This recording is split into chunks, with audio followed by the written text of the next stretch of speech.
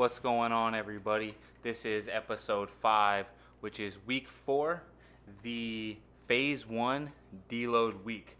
Let's jump right into the weekly overview so we can kind of talk about this. You can see that I almost got hit by a FedEx truck right there.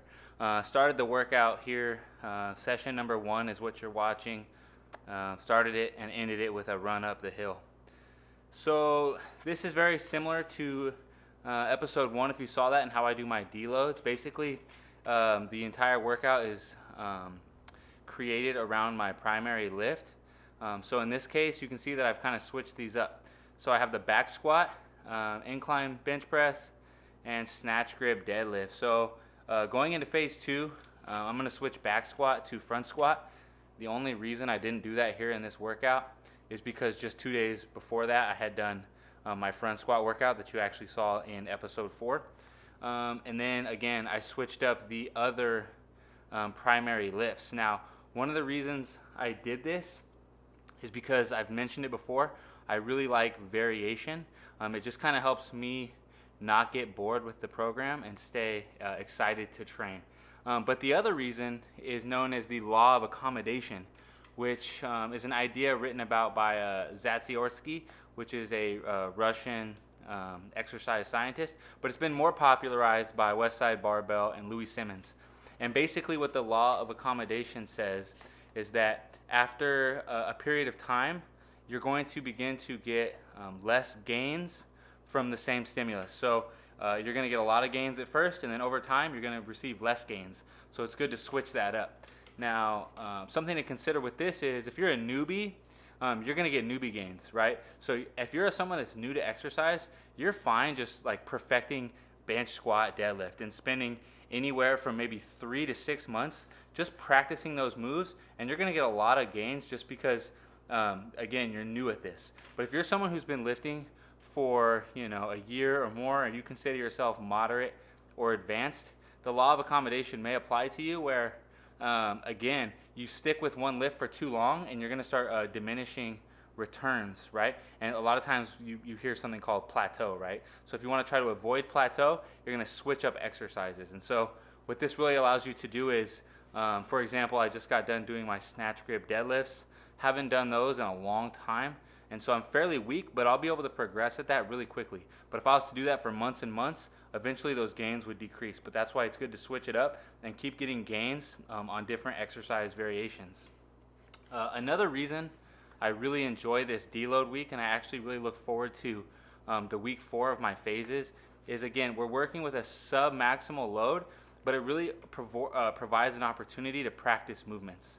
Right? How often do we practice these movements? You hear a lot about athletes practicing their sports skills, but really anything that you do, any movement in the gym, especially with a barbell, is a technical movement and it's a skill. And so you need to schedule some time to practice those movements. And the way I've been doing it the last few months is something I hadn't done before, and I really like that I'm scheduling in my program a time to really practice the movements. And I'm not just doing it with a barbell, right? There is a load on the bar. And the reason I really like working with percentages is it might be a load that's different than one I would just arbitrarily pick to work with. And it gives me a weight that's it's not too heavy, but it's not too light, and I'm able to really practice getting good technique, which is really going to help me, again, optimize my movement and hopefully really just help create a nice foundation that I'll be able to continue building strength gains on top of. Okay. Now, additionally, let's look at, so this is something I'm really excited about as well. I really like to do this, the phase 1 analytics. So I'm going to take a look at all 4 weeks of training that I've just completed, and I just basically put all the data onto this analytics sheet, and it's really interesting just to look at, and even more interesting when you compare it to other phases of training, and you can kind of look for trends and things like that. So if you look at it here, you can see that my average intensity on the far right that says total top column, the average intensity for the entire month was 75%. That's pretty interesting, right? I mean, I know that I worked hard, but that's 75% intensity, and that just goes to support what I've been saying is you don't always have to be going crazy to get gains, right? So we're at 75%. That's pretty great. Let's look at the technical volume in that second column. So week 1, You can see 45, and then it goes to 29, 32, and then 120 here in the deload week, the highest volume, which is interesting, right? And if you watched episode 1, you know that there's that correlation, because if you look at the top column, which is the average percentage, and then you look at the technical volume, there should be an inverse relationship between volume and intensity, right? So as intensity goes up, volume should come down, and you can see that right there, right? 75% at 45 reps, volume goes up, or intensity goes up to 80%, volume comes down.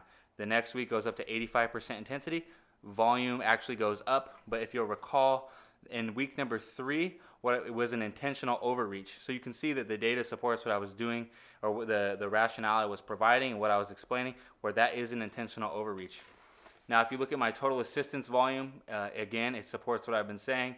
The first 2 weeks, I completed 24 sets.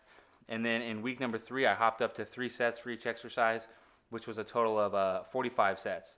Pretty interesting there, right? And the total sets for the entire program, 135 sets.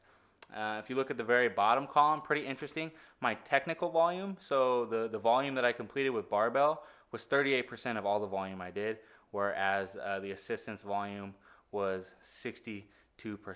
So that was episode 5. Be on the lookout for a new episode dropping every Friday. Catch you next week.